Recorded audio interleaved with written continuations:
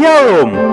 Anda sedang bergabung di dalam podcast Awali Bersama Tuhan dari Gereja Kristen Kalam Kudus Merauke. Kami berharap podcast ini akan menjadi berkat bagi Anda dalam mengawali hari ini. Selamat mendengarkan. Tuhan Yesus memberkati.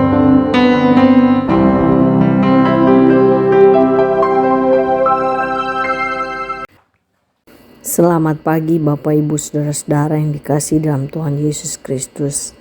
Puji Tuhan untuk hari ini yang Dia berikan bagi kita. Bapak Ibu Saudara-saudara, firman Tuhan yang kita renungkan pada pagi hari ini, kita akan bicarakan masih dengan seri keunikan Yesus. Dan pagi hari ini kita sudah ada di dalam perenungan tentang keunikan dari pejabatan Yesus sebagai Kristus. Keunikan dari pejabatan Yesus sebagai Kristus. Saudaraku, Yesus itu adalah nama diri. Jadi Yesus itu sifatnya personal, pribadi. Sedangkan Kristus itu adalah gelarnya yang sah. Nah, di dalam Septuaginta, istilah Kristus itu adalah terjemahan dari kata Ibrani yaitu Mesias. Mesias atau Kristus itu berarti yang diurapi. Dan ini berasal dari kata masah yaitu mengurapi. Arti ini akan berkaitan selalu dengan urapan Tuhan.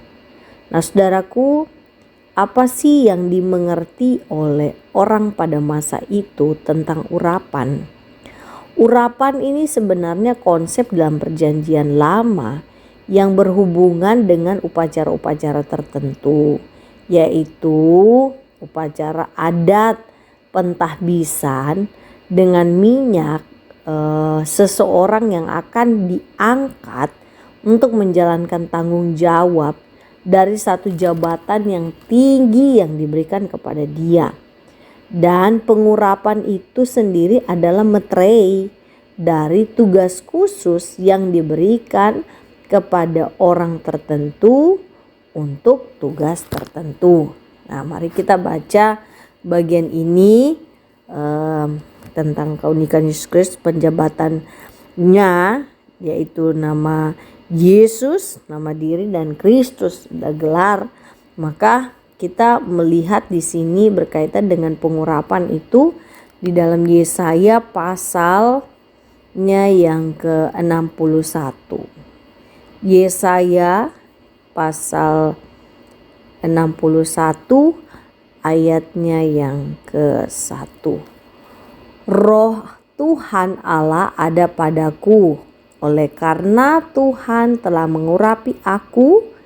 Nah, Bapak Ibu lihat di situ, Ia telah mengutus aku untuk menyampaikan kabar baik pada orang-orang sengsara dan merawat orang yang remuk hati, untuk memberikan pembebasan kepada orang-orang tawanan, kepada orang-orang yang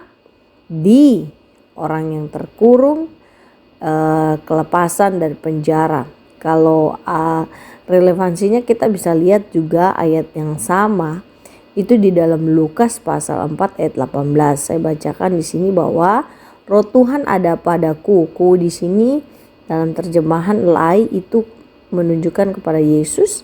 Lalu oleh sebab Ia telah mengurapi aku juga merujuk pada Yesus, dan untuk menyampaikan kabar baik pada orang miskin, dan Ia telah mengutus aku. Aku pun di sini adalah Yesus. Jadi pengurapan itu sebenarnya metrei, tugas khusus, dan tugas khusus yang diberikan kepada orang tertentu dengan tugas tertentu. Jelas di dalam Yesaya tadi maupun dalam Lukas memberitakan kabar baik kepada orang miskin, menyampaikan kabar baik, memberitakan pembebasan dan lain-lain. Nah, saudara, jadi maknanya itu pengurapan itu sebagai tanda peresmian atau pengasahan dari satu pekerjaan istimewa yang diberikan kepada orang tersebut. Nah, penetapan ini itu berhubungan dengan sesuatu yang suci, tanggung jawab yang suci, bagi orang yang sudah diurapi. Sehingga apa sih maknanya? Orang yang sudah diurapi itu dia tidak boleh berbuat sembarangan, ataupun dia juga tidak boleh diperlakukan sembarangan. Nah, kita bisa lihat ini dari bacaan di 1 Samuel pasalnya yang ke-24. 1 Samuel pasal 24 ayatnya yang ke-7. Di situ dikatakan, lalu berkatalah ia kepada orang-orangnya, dijauhkan nih Daud ya, dijauhkan Tuhanlah kiranya daripadaku untuk melakukan hal yang demikian kepada Tuanku, kepada orang yang diurapi Tuhan, yakni menjamah dia, sebab dialah orang yang diurapi Tuhan. Jadi Daud saja pun memberikan contoh bahwa untuk orang yang diurapi dalam hal ini Saul, dia sudah diurapi oleh Tuhan, jadi tidak boleh berbuat sembarangan kepadanya. Nah, kemudian di dalam 1 Samuel pasal 16 ayatnya yang ke-13, 1 Samuel 16 ayat 13 itu menunjukkan bahwa selain di situ pengurapan itu sebagai penetapan, dalam penetapan atau pengesahan, dan penetapan ini didasarkan pada hubungan yang suci, tanggung jawab yang suci bagi orang yang sudah diurapi, sehingga tidak boleh sembarangan kepada dia. Dan selain itu, ini juga menjadi komunikasi antara Roh Allah dengan orang yang diurapinya. Sebagaimana 1 Samuel 16 ayat 13. Samuel mengambil tabungan tanduk berisi minyak, mengurapi Daud di tengah saudaranya. Sejak hari itu seterusnya berkuasa Roh Tuhan atas Daud dan selanjutnya. Jadi Bapak Ibu Saudara-saudara, ada komunikasi Roh Allah untuk orang yang diurapi. Nah, di sini Bapak Ibu Saudara, Alkitab tuh dengan jelas memberikan laporan bahwa nubuatan tentang Mesias ini itu digenapi di dalam dan melalui Tuhan Yesus Kristus sebagai nabi. Dia sudah diumumkan bahkan jauh sebelumnya. Itu kita bisa lihat di dalam Kisah Para Rasul pasalnya yang ke-3 ayatnya yang ke-22 sampai 24. Nah, Bapak Ibu lihat di situ bahwa bukankah telah dikatakan Musa, Tuhan Allah akan membangkitkan bagimu seorang nabi di antara saudaramu sama seperti aku, dengarkanlah dia dalam segala sesuatu yang akan dikatakannya kepadamu. Nah, dan seterusnya. Jadi saudara-saudaraku, di sini dikatakan bahwa dalam penggenapan ya nubuatan tentang Mesias itu digenapi di dalam dan melalui Tuhan Yesus. Tuhan Yesus sebagai apa? Sebagai nabi. Bahkan sebagai nabi itu sudah dinubuatkan sebelumnya. Kemudian Yesus sebagai Kristus ini sebagai imam, itu pun sudah dinubuatkan di dalam firman Tuhan. Ya, kita bisa lihat di dalam Sakaria pasal 6 ayatnya yang ke-13. Sakaria pasal 6 ayatnya yang ke-13. Dialah yang akan mendirikan bait Tuhan, dia akan mendapat keagungan, duduk memerintah di atas tatanya, sebelah kanannya ada seorang imam, dan seterusnya. Juga kita bisa lihat di dalam Imamat pasal 21 yang menjelaskan tentang di situ Kristus dia adalah imam, dinubuatkan. Kemudian Kristus sebagai raja, jadi Kristus sebagai nabi, sebagai imam, sebagai raja, itu pun dinubuatkan di dalam Yesaya pasalnya yang ke-9 ayatnya yang ke-7. Yesaya pasal 9 ayatnya yang ke-7. Bapak Ibu bisa lihat di dalam Alkitab Bapak Ibu masing-masing. Nah, ini saudaraku, jadi Alkitab ini melaporkan dengan jelas bahwa nubuatan tentang Mesias itu digenapi dalam Kristus Yesus, melalui Kristus Yesus yang adalah sebagai nabi, sebagai imam, dan sebagai raja. Nah, jadi sebenarnya saudara-saudara, keunikan Tuhan Yesus dalam hal penjabatan ini sesuatu yang unik karena begini, karena Yesus itu, ya Yesus Kristus ini, nubuatan tentang Mesiasnya itu digenapi itu di dalam dan melalui Tuhan Yesus Kristus sendiri. Jadi saudaraku, janji mengenai kedatangan Mesias itu hanya digenapi di dalam Tuhan Yesus. Bahkan di dalam kitab Yesaya yang menyatakan bahwa janji tentang Mesias itu identik dengan Immanuel. Kemudian dalam Yesaya pasal 9 bahwa janji tentang kedatangan Yesus itu identik dengan Raja Damai.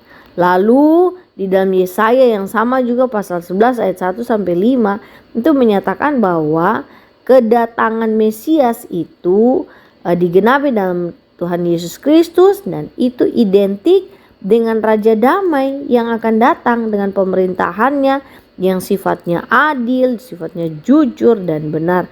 Dan itu semua tergenapi hanya di dalam dan melalui siapa?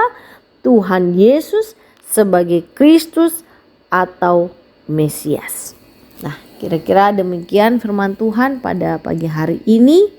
Tuhan berkati kita semua berkaitan dengan keunikan penjabatan Yesus sebagai Kristus. Mari kita berdoa. Terima kasih Tuhan Yesus, Engkau yang membukakan kepada kami dan Roh Kudus bekerja kiranya di atas kami setiap pribadi yang mendengarkan, untuk kami semakin kagum, semakin penuh penyembahan, semakin penuh dengan penghormatan ketika kami mengetahui keunikan penjabatan Tuhan Yesus Kristus, yang Tuhan Yesus adalah sebagai Kristus, dan kami melihat bahwa semua nubuatan penggenapan itu dan nubuatan itu dalam penggenapannya terjadi di dalam dan melalui hanya dalam Engkau Yesus Kristus yang adalah Raja, yang adalah Imam dan adalah Nabi.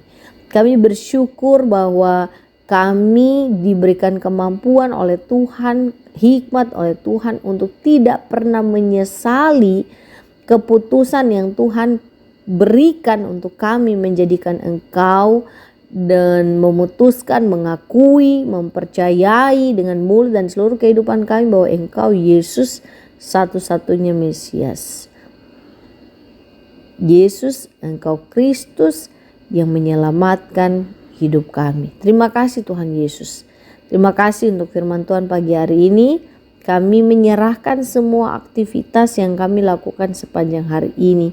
Mohon hanya belas kasih Tuhan pimpin sertai kami, sehingga kami kedapatan di hadapan Tuhan ada di dalam kehendak-Mu. Dan ketika kami keluar dari kehendak-Mu, kami hanya mohon belas kasih Tuhan untuk menarik kami kembali kepada Engkau dalam persekutuan yang indah di dalam Engkau. Terima kasih, kami serahkan hari ini dan segala sesuatu ke dalam tangan Tuhan. Kami berdoa bersyukur di dalam nama Tuhan Yesus Kristus. Amin. Selamat pagi Bapak Ibu Saudara-saudara, selamat melayani Tuhan, selamat beraktivitas. Kiranya Tuhan dipermuliakan dalam hidup kita sepanjang hari ini. Amin.